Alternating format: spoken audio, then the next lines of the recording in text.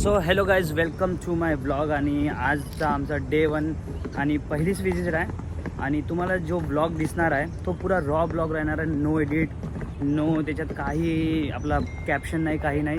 तो raw blog असणार आहे. तुम्ही ब्लॉग पहा आणि फॉरेस्टची थोडी जाणकारी घ्या आणि तुम्हाला पण त्याच्यात माहीत होणार. आणि बहुत काही अशी वस्तू आहे जे तुम्हाला माहीत नसेल, मला पण माहीत नाही आहे. आम्ही सर्व त्याच्या प्रशिक्षणच घेत आहे. तुम्ही पहा. We are going to learn about the biodiversity in the coastal and marine area. We are going to learn about turtles and flamingos. So stick with us and learn the biodiversity and marine life of the coastal area. तर मित्रांनो, तुम्हाला सांगतो सोप्या भाषेत आम्ही flamingo आणि कासव पाले आलो इथे. आणि त्याची प्रजाती कशी त्यांनी वाढते आणि कसे त्यांना वाढवते, ते कसं त्यांचं संरक्षण करते, व्यवस्थापन करते, ते आम्ही तुम्हाला सांगणार आहोत. आणि बहुत अगोदर आपण आता आलोय कांदळवनमध्ये, है ना, ज्याला कांदळवन पण बोललं जातं, ज्याला मँग्रोव्ह पण बोललं जातं आणि खारफुटी पण बोललं जातं, है ना. खारफुटी का? कारण की खाऱ्या पाण्यात आहे, त्याला मला खारफुटी पण बोललं जातं. आता ह्या झाडामध्ये जे आहेत ना, अशी खूप सारी स्पीशीज आहेत आपल्याकडे इथे. जसा आता हा जो समोर जो तुम्ही बघताय बघा, काही लिव्स वेगवेगळे आहेत. आता हा जो झाड आहे ना, हा सोनोरीच्या, बघा याचे लिव्स खालच्या साईडला वाकलेले आहेत ना, खालच्या साईडला पडलेत. हे सोनोरीच्या अपेतेला करून नाव आहे. काय नाव आहे? सोनोरीच्या अपेतेला. आता सोनोरीच्या अपेतेलामध्ये हा एक झाड झाला आणि अजून एक झाड आहे सोनोरीच्या अल्बा करून. सोनोरीच्या अल्बा, ज्याला 2021 लिव्स वगैरे आहेत. आपण त्यांचं जेवढं काय ते सर्व साचून घेतात आणि जेवढं साचून घेतात तेवढं ते ऑक्सिजन सुद्धा रिलीज करतात त्याचे, है ना. आता त्याच्यात हे जे झाड आहे ना, एव्हिसिनिया मरिना करून झाड आहे बघा. एव्हिसिनिया मरिना करून एक झाडाचं नाव आहे, है ना. त्याला मराठीत पांढरी चिप्पी बोलतात. ठीक आहे. आता हे 2 झाडं झाली. ठीक आहे, है ना. काम सर्वांचा, जेवढी काय मँग्रोव्ज आहेत ना, ह्या मँग्रोव्हचं काम हे आपल्याला, आपण जर आता इथे मुंबईमध्ये मुंबईची लोक जर जगतायत, है ना, बघा, मरण देणं, आपल्याला जीव घेणं ते वरचं. पण देवाने कुठे जायला VIP साठी, आपण कुठे घरी आपण जसं आपण आपल्या फॅमिलीसाठी करतो ना, गाडी कुठली पर्सनल गाडी करतो की नाही, चला लग्नाला जायचं कुठे, मग आपण एक पर्सनल गाडी करतो. त्या हिशोबाने काय लोक असे आहेत की आपल्या स्वतःच्या फॅमिलीसाठी एक बोट बुक करतात. पण ह्याचे जे चार्जेस आहेत हे सोमवार ते शुक्रवार 8,800 आहेत. फॅमिली बोटसाठी 8,800. 7 माणसं आरामात कम्फर्टेबली बसू शकतात. आणि शनिवार रविवार अजून जास्त चार्जेस आहेत, 10,500 आहेत ह्या बोटीचे चार्जेस आहेत. ठीक आहे. आता कॅमेऱ्याचे शुल्क सांगा त्यांना. हां, त्याच्यानंतर इथे जर तुम्ही कॅमेरा जर कोण घेऊन येत असेल ते कॅमेराचे 165 रुपये आहेत. आणि जर गाडी घेऊन येत आहे तुम्ही, तुमची 4 व्हीलर वगैरे घेऊन येत आहे, तर त्याची सुद्धा पार्किंग चार्जेस 165 रुपये आहेत. आणि फक्त हा जो परिसर फक्त फिरण्यासाठी येत असाल तुम्ही, ते त्या कोणी येऊ दे, म्हणजे तुम्ही आलं तर मला वाटतं आपल्याकडून चार्जेस नाही आहेत. ते बाहेरच्या, म्हणजे तुमच्यापैकी कोणी येत असेल या कोण गावातलं कोणी येत असेल, इथे आलं असेल, तर त्याची म्हणजे असं सांगतो की इथे लोकांचं 55 रुपये चार्जेस आहे हे फक्त परिसर फिरण्यासाठी. आणि इथपर्यंत एंट्री नाहीये. एंट्री कुठे? जिथून आपण आता सोनोरीच्या अल्बा बघतो ज्या जेटीवर, तिथपर्यंत.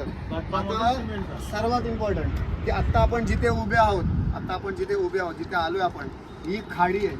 आता ही खाडी का, म्हणजे खाडीला खाडी का बोलला जातं माहिती आहे का कोणाला? नाही ना. खाडी का? पाणी दिसतंय तुम्हाला? नाहीये. पण हा थोडंफार पाणी जे आहे ना, हे पाणी जेव्हा भरती सुरू होते, भरतीचं पाणीच फक्त इथे राहतं. जेव्हा भरती असते तेव्हा पाणी इथे आज पूर्ण, हे जेवढं तुम्ही चिखल बघताय ना, हे पूर्ण पाण्यात असेल. पुढच्या आता किती, आता वाजले 9, 11 नंतर 11, 11:30 तुम्ही इथे आलात, 11:30 ते हे तुम्हाला सर्व पाण्यात दिसेल. त्यावेळेस हे बोट जाणार, आलं लक्षात? त्यावेळेस ही बोट जाईल. आता जोपर्यंत भरतीचं पाणी 11 बोट जाणार. पहिली बोट आमची 11ची, 11, 12, 1 आणि 2 अशा 4 राईड्स आहेत. आज कमी होईल तर बोट परत 2 वाजता ही सुरुवात, 1 वाजता परत पाणी जायला सुरुवात होईल. आणि मग 1च्या नंतर 1 पासून ते पुढे 4 वाजेपर्यंत संध्याकाळी ते परत पूर्ण खाली. ठीक आहे. रोजच होते का? त्याच्यामुळे ह्याला खाडी बोलली जाते. भरतीचं पाणी येतो त्यावेळेस, त्याच्यामुळे ह्याला खाडी बोललं जाते. आता ही खाडी माहिती आहे का? एशियामध्ये सर्वात मोठ्या खाडीमध्ये ह्याचं नाव येतं. ही खाडी 26 किलोमीटर लांब खाडी आहे. 26 ही खाडी किलोमीटर 26 किलोमीटर लांब आहे आणि दोन्ही साईडून ओपन सी मध्ये जॉईंट आहे. ह्या साईडून मुंबई आहे आणि ह्या साईडून तुम्ही आपल्याला इथून एंट्री समजा केली ते मुंबईतून एंट्री करायची. इथे पुढे गेल्यानंतर एक वाशी ब्रिज, आपला वाशी ब्रिज आहे, त्याच्या खालून आत आलात ते इथून सरळ ही जी खाडी जाते. इथे पुढे गेल्यानंतर ठाणा आहे, ठाण्याच्या पुढे तुम्हाला पुढे गेल्यानंतर मुंब्रा आहे, मुंब्राच्या पुढे गेल्यानंतर तुम्हाला घोडबंदर आहे. मग अशी ती खाडी होत वसईतून डायरेक्ट बाहेर पडली. दोन्ही बाजून समुद्राला मिळेल. दोन्ही साईडून जाऊन समुद्राला जॉईन झाली. पण एंट्री येऊ शकता इथून पण, आपण इथून पण येऊ शकतो आणि इथून पण. इथून जेवढं इझिली आहे तेवढं इथून नाही, कारण की या साईडून खाडी अशी ब्रॉड आहे. पण जी खाडी आत आल्यानंतर इथून जी आत एवढी बेकार दलदल आहे. ठीक आहे होतो का? नाही. पण हे का होतात माहिती आहे का? हे पिंक का होतात कारण की जे आपल्याला आपण माहिती घेतली असेल की गाजराच्या आत, गाजरामध्ये माहिती आहे बीटा कॅरोटीन पिगमेंट्स आहेत का नाही? गाजरामध्ये आहेत का नाही? तेच पिगमेंट्स यांना ह्या शेवाळात मिळतात आणि ते शेवाळ खाल्ल्यामुळे त्यांचा कलर पिंक होतो. आणि असं नाही की शेवाळ खाल्ली लगेच ते लगेच पिंक नाही, त्यांना वेळ जातो, त्यांना महिना दीड महिना जातो त्यांचा कलर एक्सचेंज होण्यासाठी, पूर्ण चेंज होण्यासाठी है ना. महिना दीड महिना तरी जातो त्यांना कलर चेंज होण्यासाठी. इंटरेस्टिंग आहे. आणि जेवढा ते एल्गे खातात तेवढा त्यांचा कलर पिंक होतो. Pink जेवढा एल्गे खातील तेवढा डार्क पिंक होईल तो. पण पक्षी ऑब्झर्व करताना आता माझं क्लिअर झालं, सगळ्याच ह्याला पिंक नसतं, कुणाकुणाला पिंक नसतं.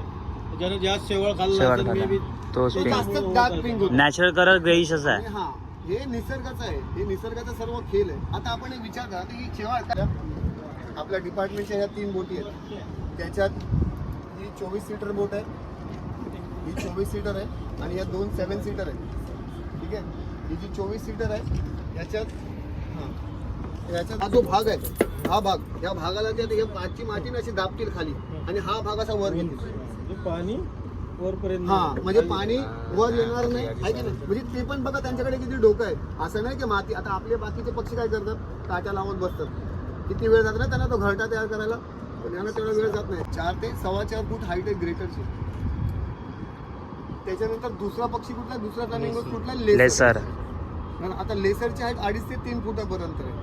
आणि दोघांनाही आता फ्लेम म्हणजे काय, आग है ना, आगीचा गोळा, आग. हम्म. त्याच्यामुळे त्याला फ्लेमचा फ्लेमिंगोस केला, कारण की खूप आहेत फ्लेमिंगोस, त्याच्यामुळे आगीचा एक गोळा.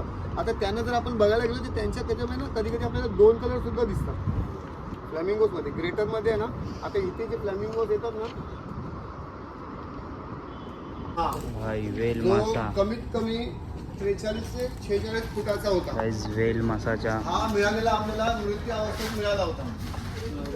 ठीक आहे, ते आपण त्याला, हा मिळाला होता मला उरण गाव करून आहे, उरण गाव आहे पनवेल का?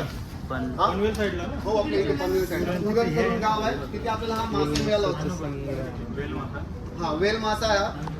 आणि तेवढी मोठी तरी तो काय करतो, वरून अगोदर पूर्ण घरी नेते. 50 केजी, एका 50 केजीने एक बेंच बनते. तर मित्रांनो पहिली विजिट संपलेली आहे आणि आता पहिली विजिटचा मी व्हिडिओ टाकणार आहे, तुम्ही अपलोड करणार. अरे डाग पडला का काय? हां, पहिली विजिट संपलेली आहे आणि मी अपलोड करणार. तुम्ही व्हिडिओ पा पूरा रॉ आहे, रॉ असं काही नाही एडिट सीधा डायरेक्ट. आणि इन्फॉर्मेशन बहुत मिळणार आहे तुम्हाला. दिसत आहे जी मनोज पुलकर आहे कॅमेरामॅन आहे, पण कॅमेऱ्याचे फोटो मीच काढतो कारण की भरोसा नाही. नावासाठी आहे कॅमेरामॅन. सो गाईज त्रास येते